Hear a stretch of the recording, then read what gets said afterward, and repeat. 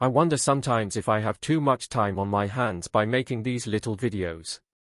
At any event, a debuff in video game jargon implies a negative attribute that is stuck on the player or their character.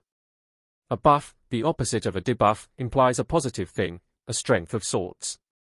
Now in real life, when a person harbors a negative wish towards an orphan, the debuff is stacked twice against the initiator of the bad wish. The debuff is stacked once against him or her by the bad wish, an implicit accusation, following them in their lives, like a banner or scroll against themselves. And the debuff is stacked a second time, it is doubled, because they are attacking an orphan, whose defender is Yahweh.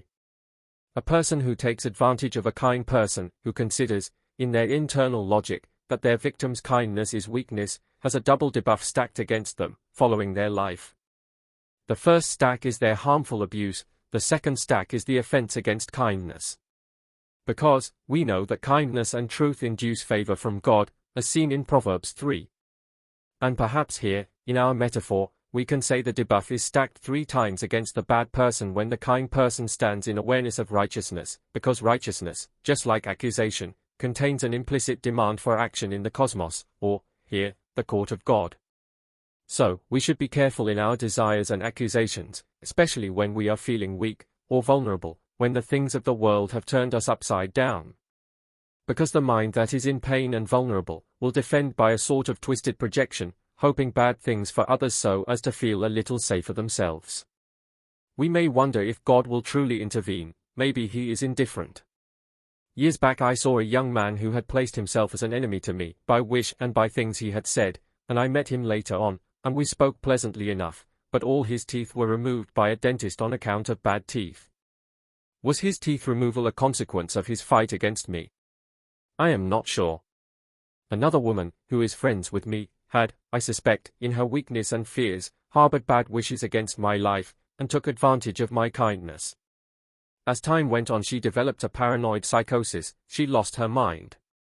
Here I think we must be careful not to rejoice in the fall of someone else, even our human enemy, because the pleasure in the fall of someone else is a debuff that stacks twice against us.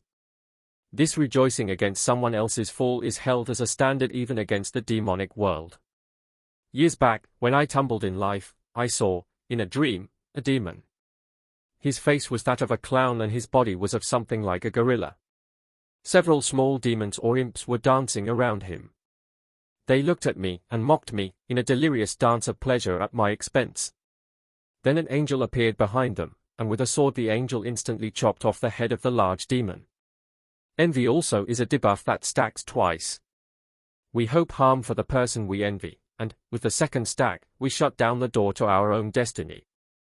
It is because envy implicitly believes in impossibilities. It is a double stack. Now there are buffs, as opposed to debuffs, in our lives that can stack twice, a double effect as it were. Let us keep the good buffs in our lives: humility, kindness, forgiveness, confidence, faith, hope, love, truth, gentleness. And who knows, perhaps gentleness stacks twice.